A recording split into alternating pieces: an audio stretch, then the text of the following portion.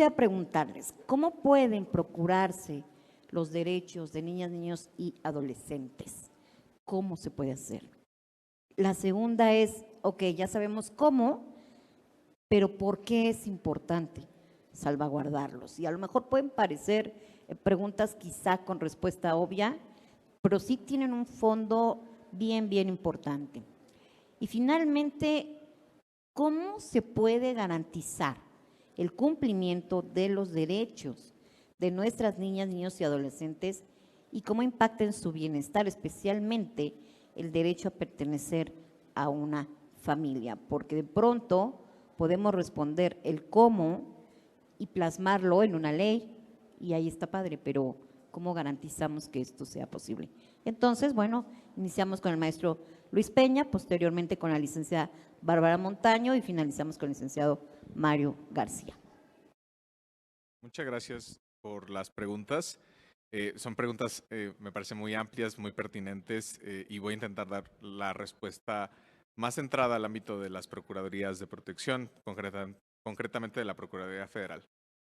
Justo lo que también defendemos continuamente es que toda medida diseñada para la garantía de los derechos de niñas, niños y adolescentes debe recoger principalmente la opinión de niñas, niños y adolescentes. Esto es, cualquier medida que queramos diseñar e implementar tendría que ser conversada y niñas y niños tendrían que estar de acuerdo con esa medida. Esto es, esa medida que quizás desde el mundo adulto podría hacernos sentido, tendría que ser consensuada con las personas menores de edad, recoger su opinión y a partir de eso acordar algo.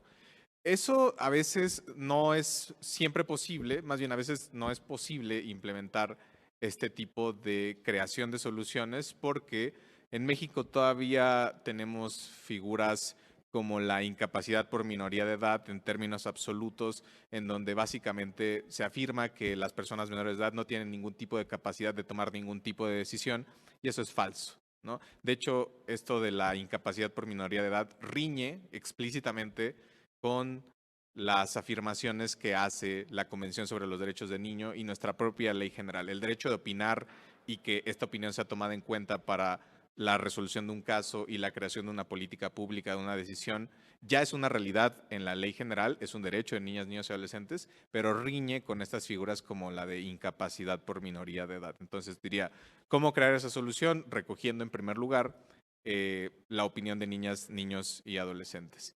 Y solo centrándome en la última pregunta de qué relevancia tiene la garantía del derecho a vivir en familia, diría, pues es toda, porque justo las niñas, niños y adolescentes requieren crecer y desarrollarse en una familia. Es de vital importancia para su sano desarrollo. De hecho, hay estudios también ya bastante públicos del Comité de los Derechos del Niño, de UNICEF y de otros organismos públicos internacionales que apuntan a que, por ejemplo, niñas y niños que pasan 3 meses en un centro de asistencia social pueden perder un mes de desarrollo. Imagínense un niño que ingresa a un centro de asistencia social de 1 año y sale cuando tiene 10. ¿Cuántos meses de desarrollo habrá perdido?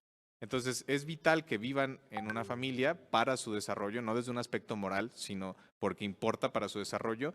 Y desde luego, la familia que necesitan es la que atienda su interés superior. No hablamos de un modelo en específico de familia afortunadamente, desde que la Suprema Corte conoció de la acción de inconstitucionalidad contra la reforma de matrimonio igualitario, se sentaron bases muy claras de que la Constitución, cuando habla de familia, habla de cualquier conformación de familia. Entonces, lo que necesitan niñas, niños son familias. Desde la Procuraduría Federal hemos tenido adopciones exitosas con matrimonios heterosexuales, con matrimonios del mismo sexo, con personas solteras. Entonces, lo que necesita la niñez es una familia y también me parece que es importante seguir hablando de eso porque en la medida que ampliamos ese espectro de qué entendemos por una familia, tenemos más posibilidades de crear soluciones. Gracias.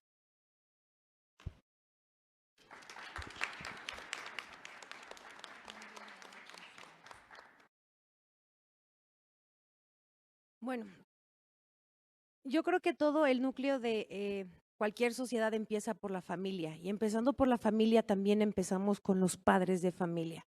Las madres y los padres juegan un papel importante tanto en la educación como en la formación de las niñas y los niños. Creo que también los niños, como bien lo decía el maestro Luis Peña, opinan. Sí opinan y hay que escucharlos, debemos de escuchar a la niñez que hoy es tan importante. Y creo que también si las instancias públicas nos unimos y escuchamos también a las familias, de verdad creo que podemos hacer buena sinergia junto con ellos. Enseñarles los derechos que tienen ellos como padres, pero también decirles los derechos que tienen sus hijos, ¿no? Y hacer valer y respetar esos derechos de la niñez. Concientizar a los padres de familia que, reitero, creo que comienza en ello, concientizarlas de proveerles una crianza positiva, una crianza respetuosa, pero sobre todo una crianza amorosa. Creo que debemos de empezar por ahí, por los padres de familia y en conjunto trabajar con ellos para poder seguir avanzando, pero sobre todo que sean unas familias unidas que tanto ahora se necesita.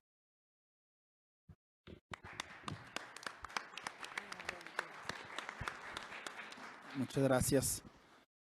Bueno, ¿cómo salvaguardar los derechos de los niños? Yo creo que esto tiene todas las implicaciones sociales, porque en cada uno de estos 5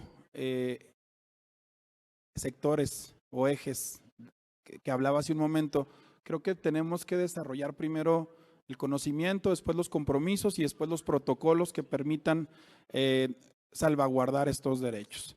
Hoy en día el tema de los derechos de los niños y niñas no nos deja ajenos a nadie. Cuando yo comparto como servidor público en algún foro, alguien que no tiene nada que ver con la instancia del gobierno, pues le sorprende bastante entender que como autoridad de primer contacto también somos corresponsables de poder dar atención a justamente incluso la denuncia o el aviso de un derecho vulnerado de algún menor. Todos los hemos visto. ¿Cuántas veces hemos visto a niños adelante del asiento del copiloto que no va con su cinturón de seguridad? Desde cosas tan elementales. Alguna vez me paré a hacer la mención a un padre o a una madre, no recuerdo, y me dijo, ¿a usted qué le importa? Bueno, le digo, pues bueno, para empezar soy el director del DIF. Sí, para seguir es parte de mi responsabilidad.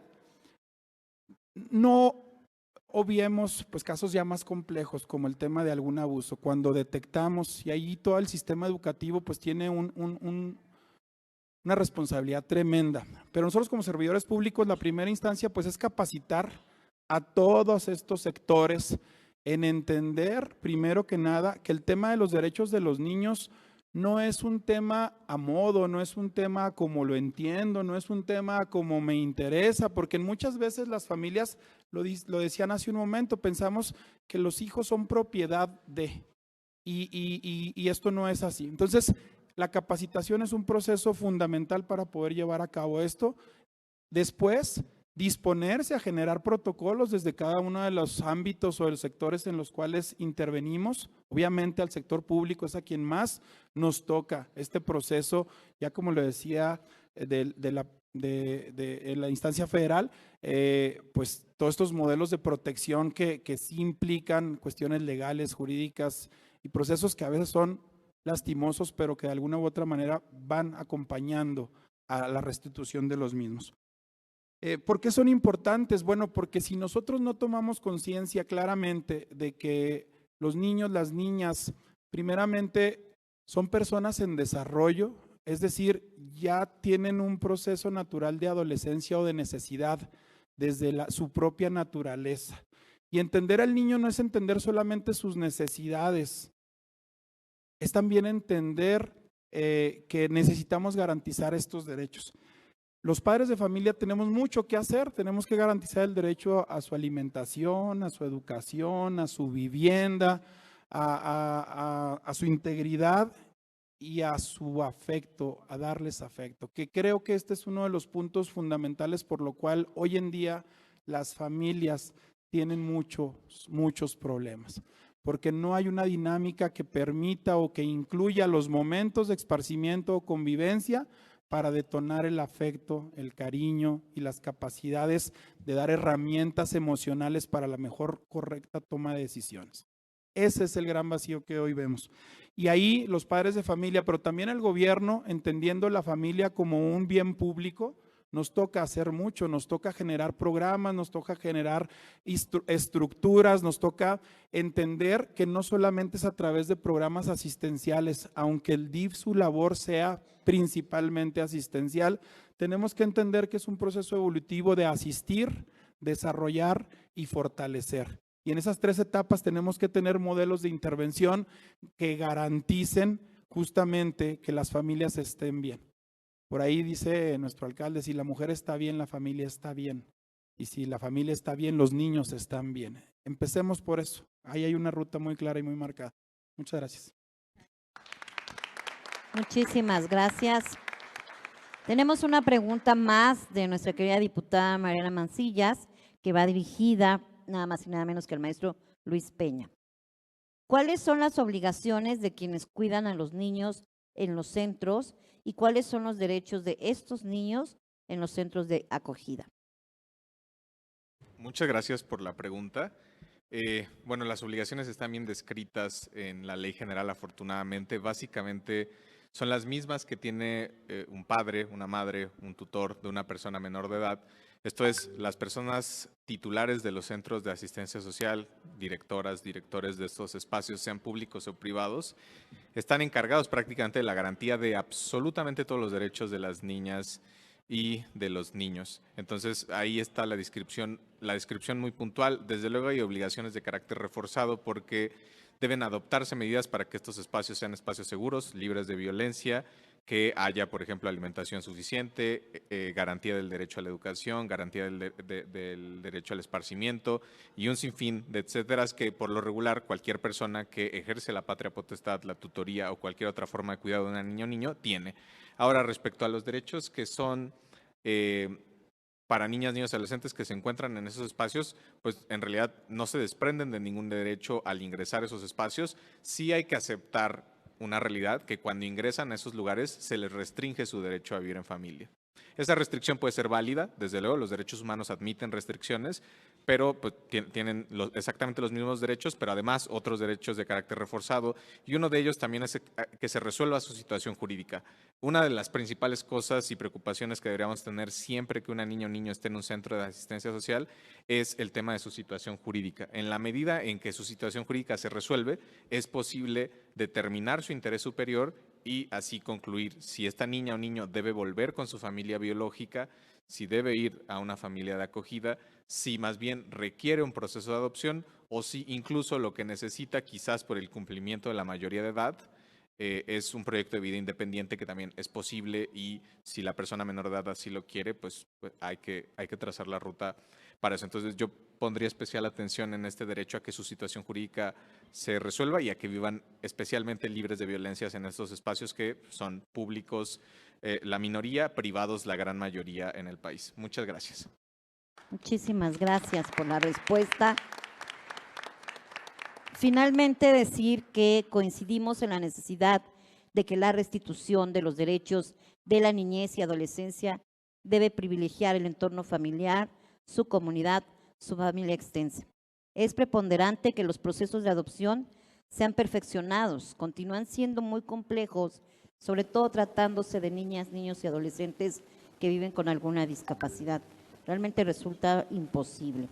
Por otro lado, los sistemas DIF municipales son la más cercana oportunidad que tiene el gobierno para conocer las necesidades de las familias. Como bien ya lo mencionó la presidenta de Pachuca, a través del DIF municipal, gracias a su proximidad con la comunidad, se da cuenta de diversas problemáticas que enfrentan niñas, niños y adolescentes en su casa.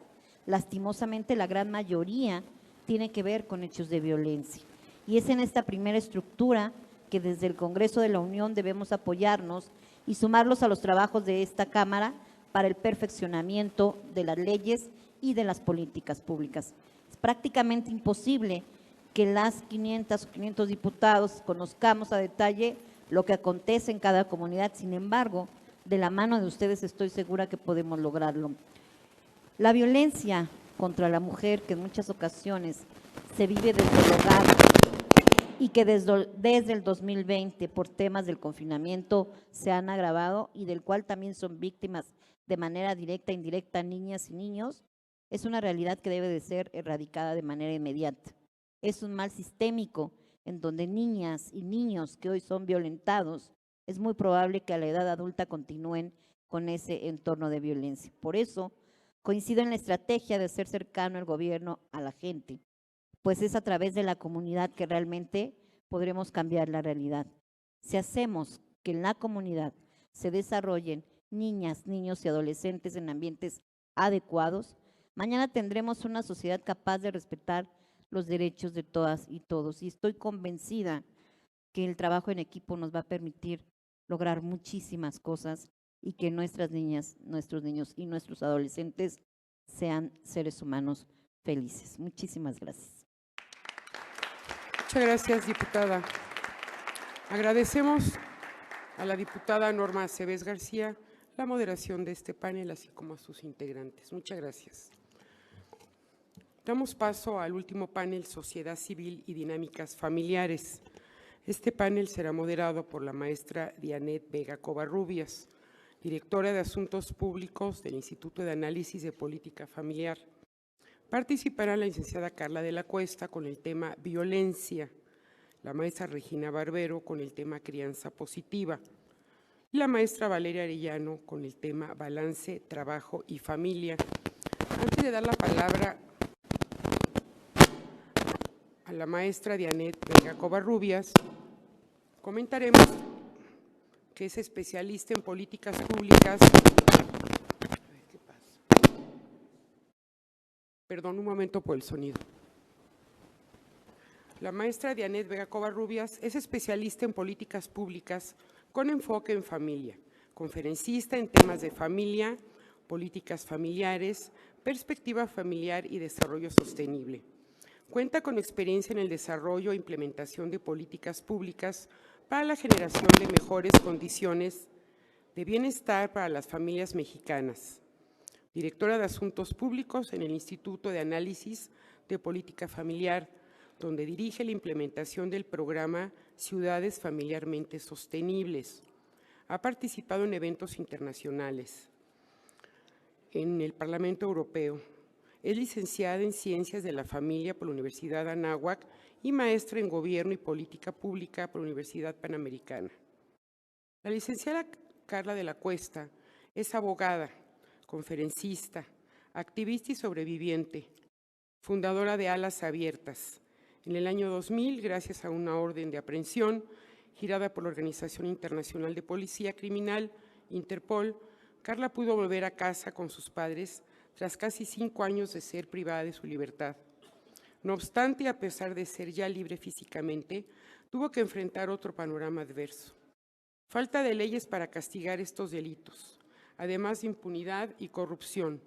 Falta de atención legal y psicológica y la violación a todos sus derechos humanos. Y como víctima, especialmente, una total falta de protección a su identidad. Es así como desde el año 2012 ha usado su voz para que ningún niño, joven, adolescente, nunca más le corten las alas.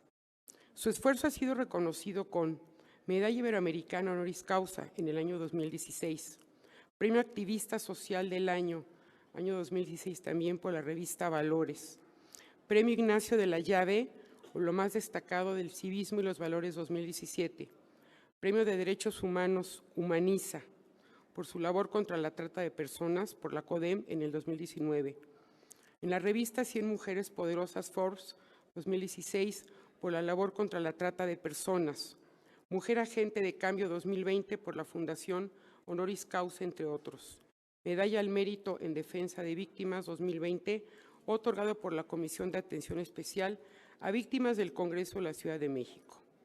A través de su fundación Alas Abiertas, mantiene un plan de respaldo a niños, niñas, adolescentes y adultas sobrevivientes de la trata de personas. La maestra Regina Barbero, pedagoga, consejera en adicciones, coach de crianza y terapeuta cognitivo-conductual. Desde el año 2009 trabaja con adolescentes y padres de familia para prevención de adicciones y otras conductas de riesgo. Coautora del libro Atrapados en el engaño, la pornografía en la adolescencia, una guía para papás. La maestra Valeria Arellano es licenciada en Educación, maestra en Ciencias de la Familia y maestra en Economía y Negocios por la Universidad de Anáhuac. Fue subdirectora de la Fundación Financiera en BBVA México y actualmente es fundadora de Afortunadamente, en donde crea herramientas y estrategias de educación financiera como el juego de mesa Afortunadamente, con el que ha llegado a más de 50,000 familias en México y Latinoamérica. Ha ganado 8 premios internacionales por la innovación en su metodología y contenido. En febrero del 2021, la Organización para la Cooperación y Desarrollo Económico, OCDE, ha publicado su emprendimiento como una buena práctica de innovación en la política pública de México. Actualmente está trabajando con la Secretaría de Educación, la Secretaría de Desarrollo Económico y la CONDUCEF, así como el Senado, para hacer llegar la educación financiera a más mexicanos. Le damos el uso de la palabra a la moderadora de este panel, maestra Janet Vega Covarrubias. Muchas gracias, maestra.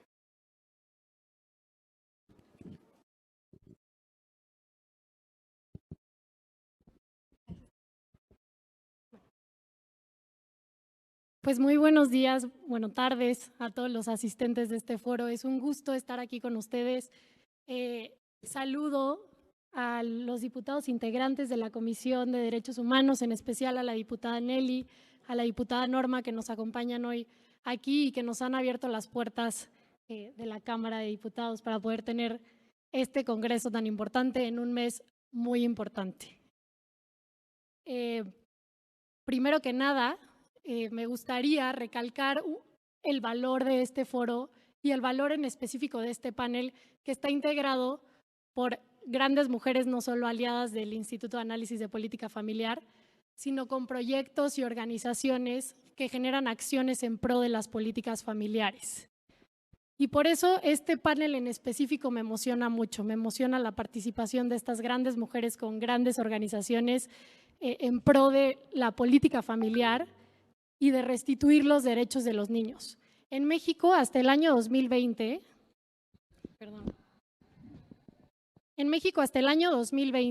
eran más de 33,000 niños en casas hogares, es decir, con un derecho vulnerado para poder vivir en familia. Y vamos a ser claros, no es solamente asegurarles el derecho a vivir en familia, es asegurarles que van a vivir en una familia resiliente, sostenible y libre de violencia. Como lo decía Juan Antonio, un estudio de UNICEF muestra que las políticas familiares son las políticas no solo más efectivas, sino las políticas más indispensables para el cumplimiento de los objetivos de desarrollo sostenible. Y es por eso que las acciones que hagamos, claro, desde el ámbito legislativo, desde el ámbito gubernamental, agradezco a los panelistas del foro, del panel anterior, por mostrarnos las acciones que ya se están haciendo, pero también la sociedad civil tenemos una gran participación y por ende una gran responsabilidad. En el Instituto de Análisis de Política Familiar promovemos la gobernanza, es decir, involucrarnos desde los distintos sectores para lograr no solo el derecho de niños, sino de familias y de la sociedad en general. Pero el día de hoy nos acontece el tema del derecho del infante a vivir en familia. Y por ello, de los ODS que planteaba Juan Antonio, hoy tenemos a 3 especialistas que nos ayudarán a entender cómo las políticas familiares influencian en la construcción de familias fuertes, resilientes y sostenibles. Porque voy a repetir esto, no es solo garantizar el derecho de los infantes a vivir en familia, es garantizar que sean lugares seguros para vivir en ella. Estos 3 ODS son los que tocaremos el día de hoy y tenemos expertas hoy. Es igualdad de género, que tenemos a Carla de la Cuesta con la Fundación Alas Abiertas, ya nos platicará un poquito más de qué es lo que hacen, pero específicamente en el tema de violencia familiar. Tenemos también a la maestra Regina Barbero, especialista en crianza positiva, y que nos va a ayudar a entender un poco cómo esto impacta en el ODS de paz, justicia e instituciones sólidas. Y por último, pero no menos importante, tenemos a Valeria Arellano con el ODS de fin de la pobreza, y que nos ayudará a entender cómo también proveer de herramientas financieras a las familias ayuda a asegurar un espacio seguro para los infantes. Y sin alargarme más, porque yo sé que estamos muy emocionados de escucharlas, voy a ceder el uso de la palabra a Carla de la Cuesta. Ya nos hablaron un poquito de ella, nos contaron un poco de su semblanza, pero ella nos ayudará a entender qué es lo que se hace desde la Fundación Alas Abiertas. Adelante, Carla. Muchas gracias. Oigan, me voy a parar porque quiero verlos un poco más de cerca y quiero preguntarles algo antes de empezar. Yo no sé, la mayoría de aquí hemos estado en, ¿cuántos? ¿100 foros? ¿200? ¿300? ¿500? ¿2000? Ay, sí. Pero yo quisiera que hoy no fuera un foro más al que fuimos y en el que nos sentamos y escuchamos, porque sé que esto lo hemos hecho muchas veces y que todos estamos todo el tiempo tomando acciones, pero yo no sé si sienten en su corazón lo que yo siento de decir, esto es un monstruo de 1000 cabezas al que todos los días le salen tentáculos y la única forma que hoy creo que nos sigue quedando claro que lo sabíamos, pero lo podemos ver con mayor claridad, es agarrar ahí, donde es el único lugar donde podemos desarmar a ese monstruo de 1000 cabezas, que es protegiendo a la familia. Yo no sé si tú te sientes igual, pero yo estoy segura que hoy nuestro alma, nuestro corazón está totalmente conectado. Yo no sé si tú estás de acuerdo. ¿Alguien está de acuerdo con eso? ¿Hay 5 de acuerdo? ¿Con eso nos hace falta? ¿O hay alguien más que esté de acuerdo? Despiértense, por favor. Lupita no está de acuerdo, ni modo. Bueno, le conseguimos otro foro. Ay, sí. Bueno, ok, este monstruo de 1000 cabezas que se empieza a gestar en esa vulnerabilidad en la familia, híjole, se convierte en una maraña que parece desenmarañable.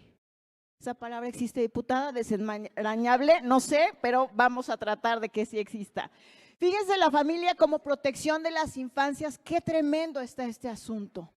Ya nos explicaban los panelistas cómo pues todo lo que sucede alrededor de la familia se vuelve lo que va a determinar de alguna manera el destino de estos menores. Pero miren, vamos a ver esta imagen. Del 60 al 80% de los casos de abuso sexual infantil están relacionados con el entorno más cercano de la familia. ¿Estoy o no correcto, mi querida Gaby Aguilar, que viene desde Ya Basta Puebla? Viene desde Puebla el día de hoy y ellos son expertos en abuso sexual infantil. 60 a 80% de estos abusos fueron en el hogar. Pero fíjense qué pasa. La mayoría, o sea, un 96.5%, ocurrió en mujeres que tenían 13 o 14 años. Pero espérense tantito. Al menos el 70% de los embarazos adolescentes en realidad fueron producto de un abuso sexual infantil. Muchas veces decimos, ay, esta adolescente ya se embarazó, seguramente ahí del novio. Pues, ¿qué creen? 70% pudieron haber sido adultos que embarazaron a esa menor. Y sabemos muy bien que también México, pues, está a la cabeza del embarazo adolescente. Entonces hay que tomar en cuenta este detalle. Pero fíjense otra cosa que a mí me alarma, me duele profundamente. 9 de cada 10 de estos delitos va a ser una cifra negra, no se va a denunciar. ¿Cómo podemos ser un país que está en los primeros lugares o en el primer lugar de abuso sexual infantil cuando 9 de cada 10 casos no se denuncia? Son menores que van a vivir con el dolor atorado en la garganta, que van a vivir en silencio, y cuando tú no sanas, cuando tú no reparas, repites los patrones. Cuando tú no tienes la posibilidad de ser reconocida o reconocido como una víctima de este delito y por lo tanto no tienes acceso a verdad y justicia, vas a tener un hueco en el corazón que te va a acompañar toda la vida. Ahora, esto no acaba ahí. Vamos a ver la siguiente. Fíjense. El abuso sexual infantil aumenta el riesgo de consumo de drogas ilegales de un 93 a un 100%. Eso es terrible. Nos hablaba Juan también de esta hermosa ejemplo de cuando un papá come con sus hijos 3 veces a la semana, va a reducir drásticamente la posibilidad de que sus hijos caigan en adicciones. Pero si su hijo vivió un abuso sexual infantil, va a aumentar de un 93 a un 100%. La maraña se está poniendo complicada, ¿no? Está complicado el asunto, porque ¿cómo pueden las instituciones atender a una víctima si jamás va a denunciar? La explotación sexual comercial y el consumo de drogas en las personas menores de edad están relacionados y la presencia de ambas problemáticas coloca a esta población en una situación de extrema exposición ante violaciones reiteradas y cada vez más severas de sus derechos. Aquí tenemos a pues una de las personas con más experiencia en México en atención a sobrevivientes de trata de personas, la licenciada Patricia Prado, a quien te agradezco profundamente que estés aquí. Imagínate un corazón destrozado por el abuso sexual infantil, que luego es lastimado por las adicciones y que luego viene a ser totalmente mutilado por la explotación sexual. Vamos a ver la siguiente. Fíjense, se va a poner un poco más intenso esto, porque miren, vamos a ver, vamos a separar, ¿no? Nosotros estamos acostumbrados a normalizar los temas de pornografía y prostitución porque creemos que quien decide participar en el negocio básicamente delictivo, lo veamos o no lo podamos ver, de la prostitución y la pornografía. Fíjense las estadísticas que les voy a decir. El 90% son sobrevivientes de abuso sexual infantil. ¿Ustedes sabían eso? Si tú ves a una mujer hoy en la calle que dice que está en la prostitución, aunque aparentemente esté por su propia decisión, te tengo una noticia, tienes 90% de probabilidades de que es una mujer que fue una niña abusada sexualmente, igual en la pornografía, y yo no sé si hay alguien aquí que quiera correr ese riesgo. Además, las víctimas de pornografía y prostitución pues tienen muertes prematuras.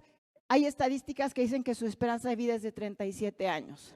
Ahora, fíjense la relación.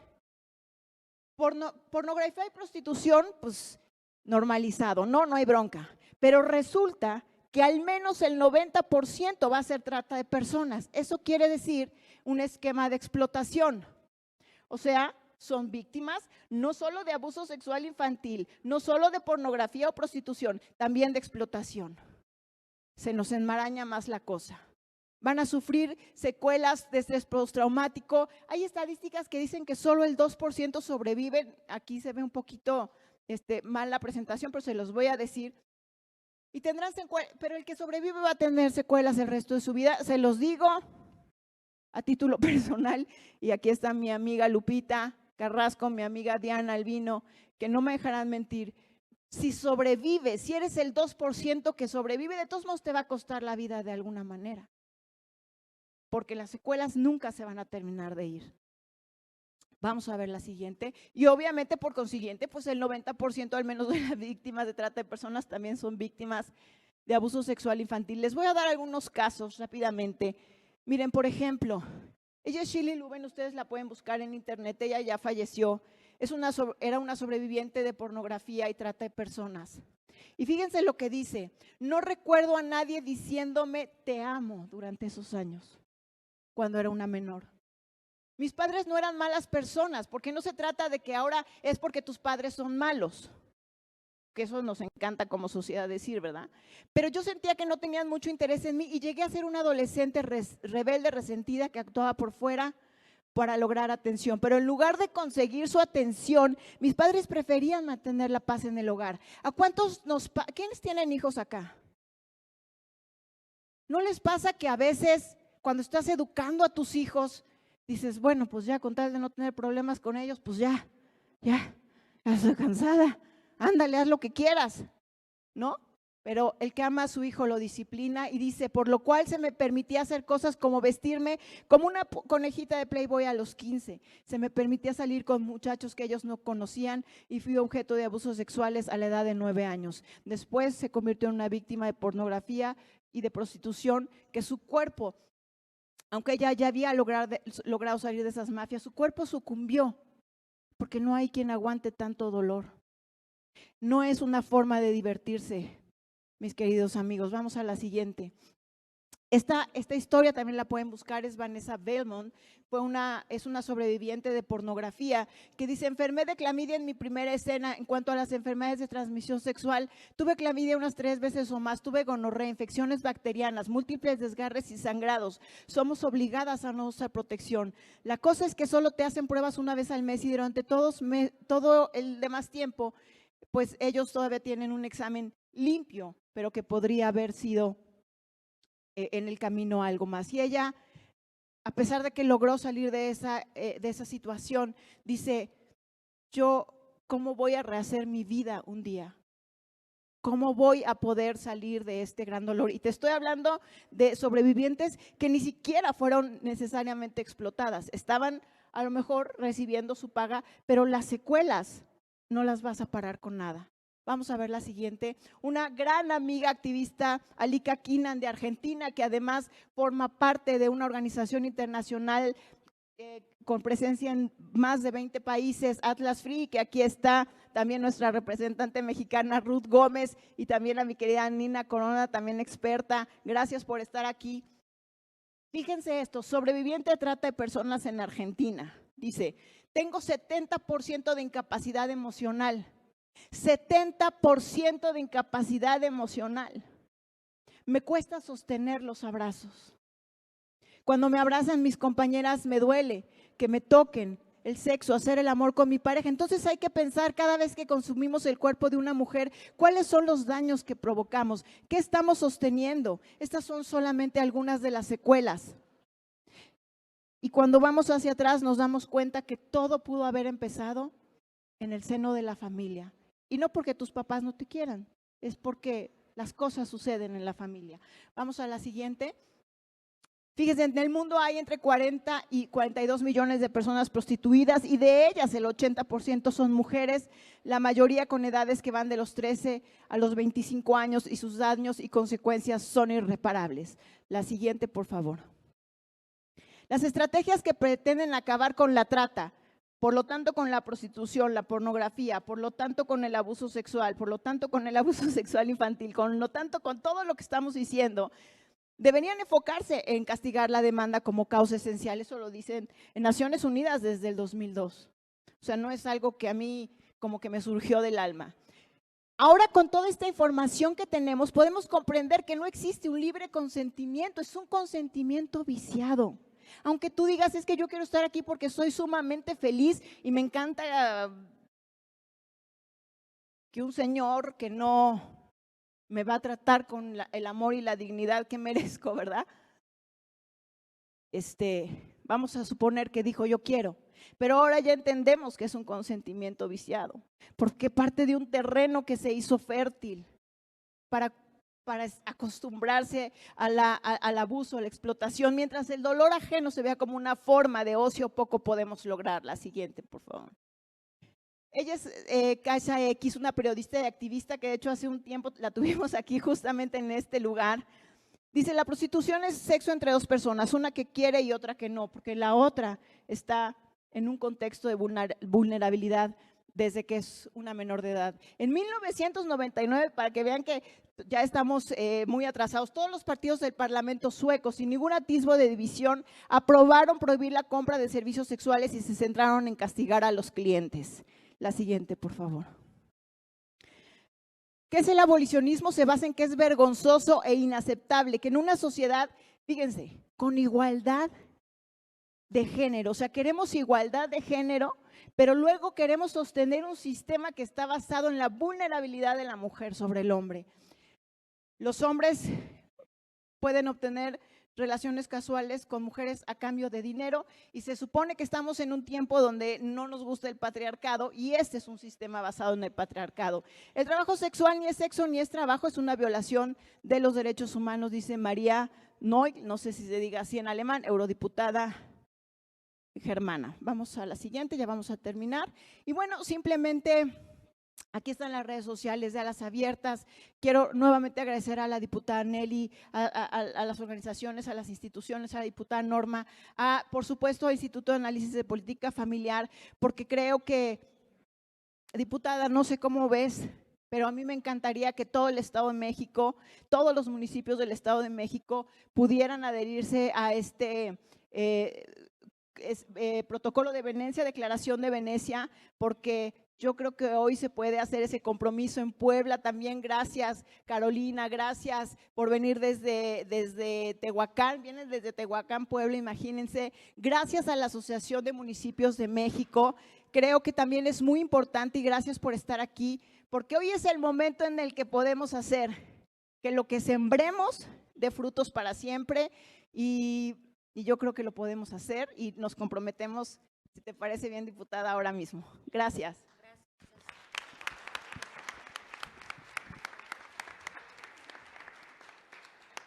Muchas gracias, Carla, por tu participación y por todos los datos que hoy nos has compartido. Tienen todo que ver con restituir el derecho a vivir en familia de los infantes. Y ahorita volveremos con Carla porque traigo algunas preguntas también para poder hacerles.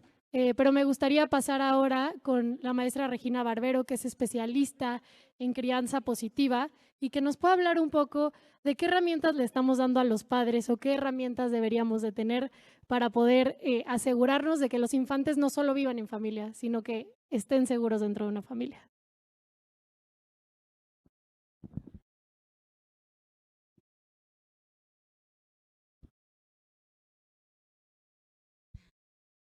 Gracias. Gracias, estimada Dianet, por la invitación. Gracias al Instituto de Análisis de Política de la Familia, diputadas Nelly y Norma. Felicidades por la gran labor que hacen. Y pues, estimados asistentes, mi intervención será súper breve, pero no importante, muy importante. Fíjense que en el libro de Bruce Perry, El chico que fue criado como perro, el médico psiquiatra especialista en trauma infantil muestra cómo la crianza, la presencia y el papel de los padres de familia es vital en el desarrollo de los niños, niñas y adolescentes. Cómo los primeros 18 meses de vida van a impactar para siempre en el desarrollo de nuestro cerebro y en nuestra capacidad para responder ante situaciones estresantes o traumáticas. Y no es solo su libro, sino toda la bibliografía actual. Creo que nunca antes en la historia de la humanidad habíamos tenido tanta ciencia de cómo educar a un niño y a una niña y sin duda a los adolescentes. ¿Y qué es lo que sucede? Que antes se pensaba que los niños y las niñas eran resistentes al trauma y que no les iba a pasar nada y que podíamos separarlos de sus padres y que podían vivir situaciones atroces, pero no se iban a acordar. Esto es mentira. Lo que sucede dentro de los hogares, lo que sucede con los niños y niñas desde la crianza que reciben en casa, impacta en su personalidad, en su autoestima, en sus habilidades socioemocionales, en su capacidad para resolver conflictos, para llegar a acuerdos y sobre todo en la prevención de la violencia. Ahí en la imagen les pongo una figura de un iceberg donde vemos arriba el fenómeno de la adicción, de la violencia, de problemas de conducta y podemos irnos así con problemas que obviamente le atañen al Estado y además le cuestan. Lo que gasta el Estado en la atención de problemas de adicciones desde los sistemas de salud es carísimo. Por supuesto que es muchísimo más económico prevenir, pero a veces no tenemos ni los recursos ni la intención de hacerlo, sino nada más, como lo dijo Juan en su intervención, estamos apagando fuegos y estamos resolviendo, cuando es mucho más económico la prevención. ¿Y la prevención a qué me refiero? Si esta es la punta del iceberg de muchos de los problemas que les atañen a las personas y por supuesto a la sociedad. En el fondo hay un problema que tiene que ver con la autoestima, con problemas de ansiedad, con baja inteligencia emocional, con capacidad para resolver conflictos. ¿Qué podemos hacer al respecto? Gracias a Dios ya hay una política y ya hay una ley que prohíbe el castigo físico corporal humillante. Y eso es como si le quitáramos una pieza a una torre de Jenga y ¿con qué lo vamos a rellenar? Entonces, sin duda, desde la parte de la ley, los papás ya no pueden golpear a sus hijos, ya no pueden quemarles el cigarro, golpearlos con un cable, aventarlos y cosas terribles que me imagino que el maestro Luis no me dejará mentir, que no puedes creer que un papá haga eso. Pero es que muchas veces los papás no tienen las herramientas, no tienen el tiempo y no tienen los recursos, no necesariamente económicos, porque esto pasa en familias de ricos y de pobres. No tienen los recursos emocionales desde la paternidad, desde la crianza, desde la maternidad, para atender a las necesidades de los niños y las niñas. ¿Cómo le voy a poner límites? Y es ahí donde ese hueco, donde cuando quitamos el castigo físico corporal humillante, integramos la crianza y la parentalidad positiva. ¿Qué significa esto? Muchas veces la crianza positiva está muy criticada y es que van a crear esta generación de cristal, ¿no? Que a los niños ya no se les puede decir nada. Es que no, es una crianza respetuosa, donde parto del hecho que el niño, la niña, el adolescente es una persona, al igual que papá y mamá, digna de derechos, digna de recibir un trato respetuoso, amoroso, responsable.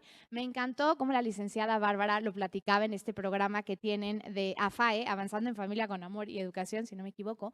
Qué bello es facultar y educar a los padres. Y créanme, esto en el largo plazo es súper económico y súper redituable. Es enseñarles a los papás herramientas para que puedan poner límites de una manera amorosa, respetuosa y responsable. Que puedan redirigir la conducta de sus hijos para que sus hijos en un futuro sean su mejor versión. Sean quienes vinieron a ser y, por supuesto, en un ambiente libre de violencia, porque la crianza positiva no admite la violencia ni física ni verbal. Parte del hecho de que todas las personas somos dignas de respeto. Y les quiero cerrar con una última reflexión. Hace muchísimos años, una mujer de muchísimo dinero se acercó a la Madre Teresa de Calcuta, ya lista para sacar el cash, y le dijo: madre, ¿qué hago? ¿Qué hago por la paz del mundo? Usted dígame dónde deposito, dónde transfiero. Y la Madre Teresa de Calcuta la volteó a ver a los ojos y le dijo: ¿en serio? ¿En serio quieres hacer algo por la paz del mundo? Ve a casa y ama a tu familia, porque la paz y la prevención de la violencia empieza en las casas. Muchísimas gracias.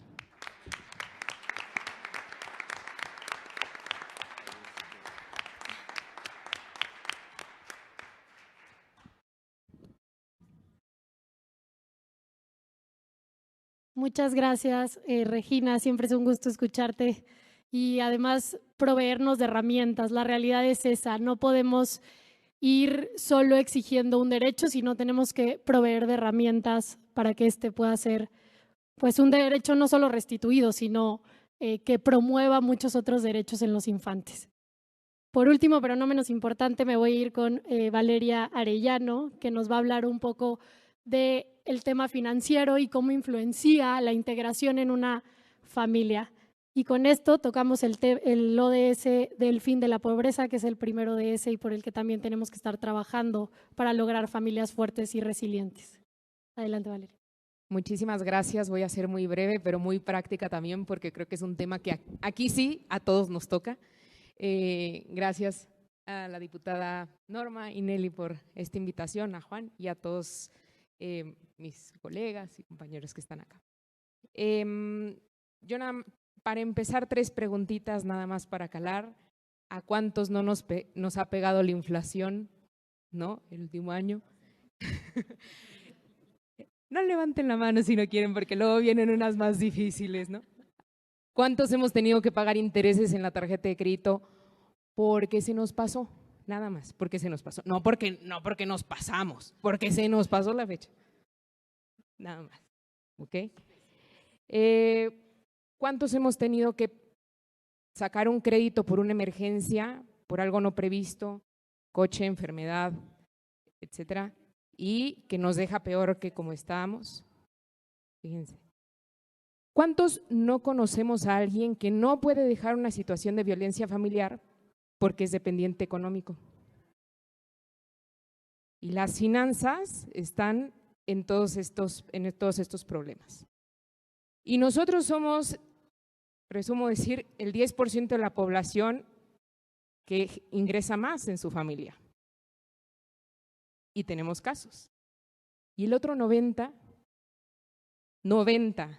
Y el otro 90, si a nosotros nos pegó la inflación, y el otro 90 que vive al día, que no puede dejar los chocolates en el súper porque no compra chocolates, que no puede dejar el jamón porque no come jamón, porque no come carne, porque no come pollo.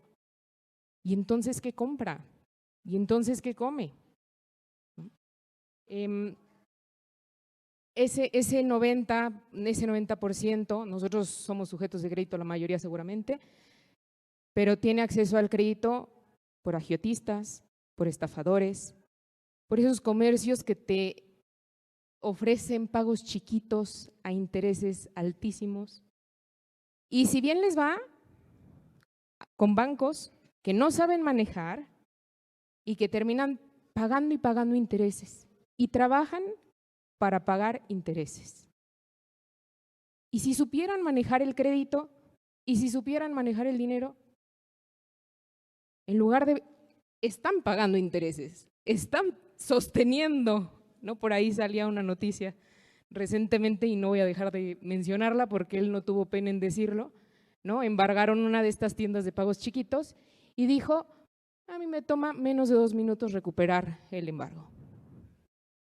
¿Cómo podemos tolerar como sociedad y como gobierno esas burlas públicas, cínicas? Eso es lo que está haciendo más pobres a nuestros pobres.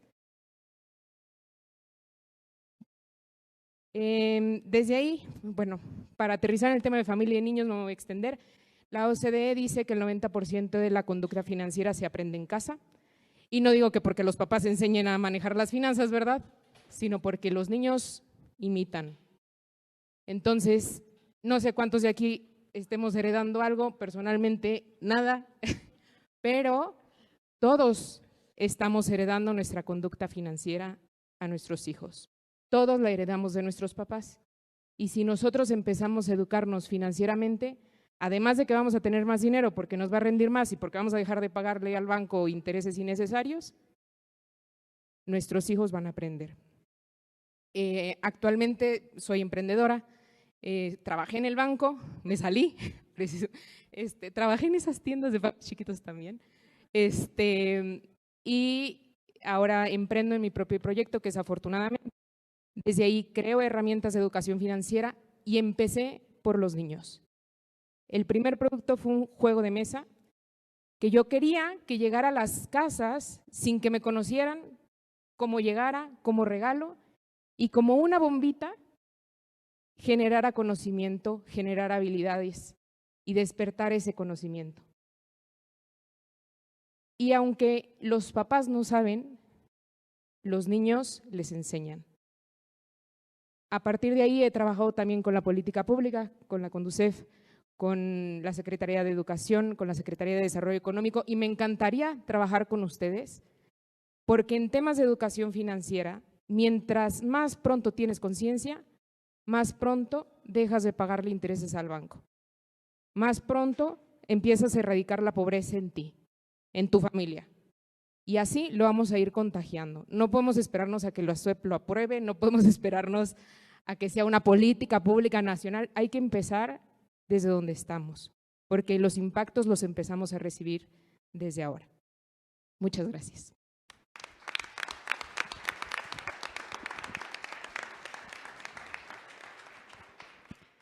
Muchas gracias, Valeria, por esta conferencia. Creo que a todos nos impactó un poquito, incluso nos removió ciertas cosas con eso de las tarjetas de crédito, pero totalmente un tema importantísimo para la creación de familias sostenibles. Voy a permitirme hacerles una pregunta a cada una.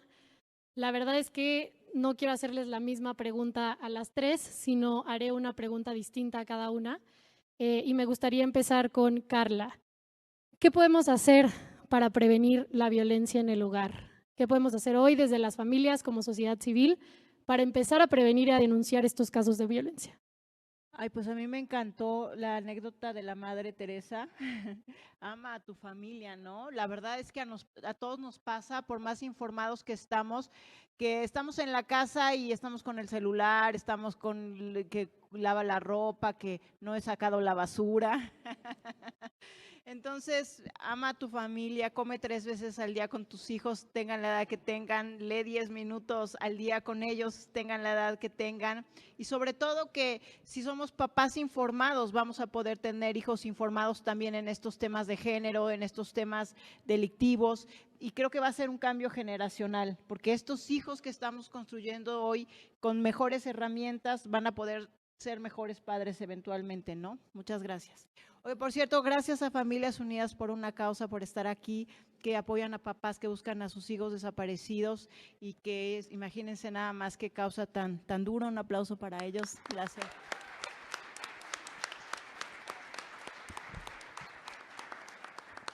Muchas gracias, Carla. Nos vamos a ir rápido porque yo sé que ya tenemos poquito tiempo, pero Regina, ¿qué herramientas podemos darle a los padres concretas para una crianza en pro de la paz en México? Sé que luego recomendar libros es como, pero la gente no lee, ¿no? Hay un libro maravilloso que se llama Cómo hablar para que los niños escuchen y cómo escuchar para que los niños hablen, de Adele Faber. Y hay muchos recursos en YouTube de sus herramientas. Sin duda creo que son las herramientas más prácticas porque tiene un modelo de 6 pasos. 6 pasos. Si facultamos, por ejemplo, a las personas en las instancias que trabajan con padres de familia, por ejemplo, en el DIF, y capacitas a un personal de tu oficina, de tu empresa, de tu organización.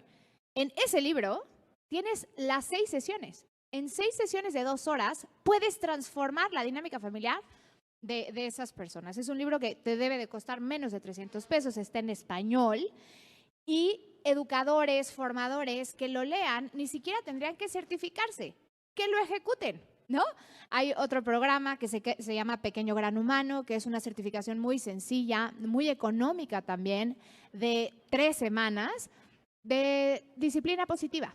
Disciplina positiva, crianza consciente. Hay muchísimos recursos en internet que son gratuitos y sobre todo este libro. Este libro, si tú a tus educadores, a tus formadores, se los enseñas y ellos a su vez lo bajan con un pequeño taller con herramientas de los 6 pasos, estamos haciendo un cambio radical en las familias. ¿Cómo hablar para que los niños escuchen y cómo escuchar para que los niños hablen? Es de Adele Faber y Elaine Maslish. La hija de Adele Faber sufrió los métodos de su mamá. No digo sufrió, sino ella los vivió en carne propia. Y ella cuando crece escribe el libro que se llama Cómo hablar cuando los adolescentes no quieren escuchar. Entonces son las mismas herramientas de su mamá, pero aplicadas a los adolescentes. Entonces son herramientas para papás, pero es una herramienta muy sencilla que los educadores, que los facilitadores, personas del servicio comunitario, en distintas organizaciones lo pueden estudiar y aplicar. Si tú sigues el libro, ahí tienes tus 6 sesiones. Y en 6 sesiones de 2 horas les enseñas a los papás a cambiar radicalmente su dinámica familiar. Sería como lo más sencillo, ¿no? Y disciplina positiva. Gracias. Muchas gracias, Regina.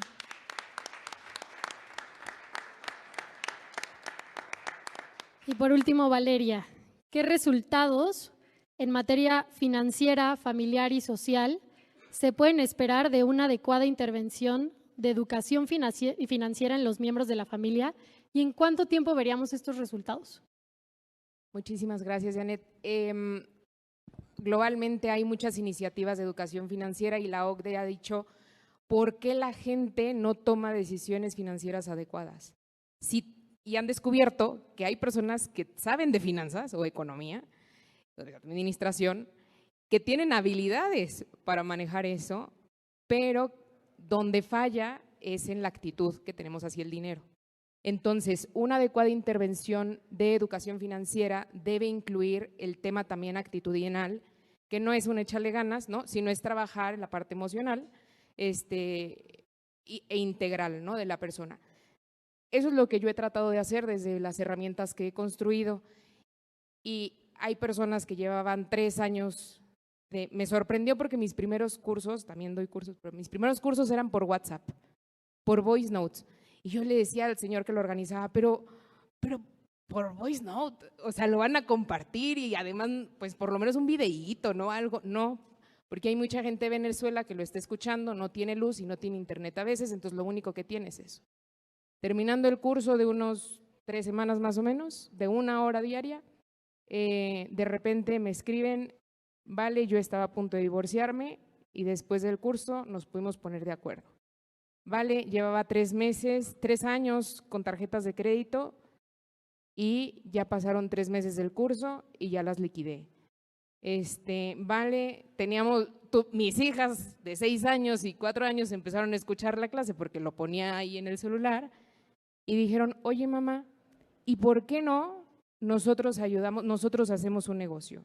¿Y por qué no nosotros ayudamos a la limpieza de la casa y de esa manera ahorras y salimos del apuro? Entonces, los resultados, digo, mientras más grande la deuda, es más tardado en salir.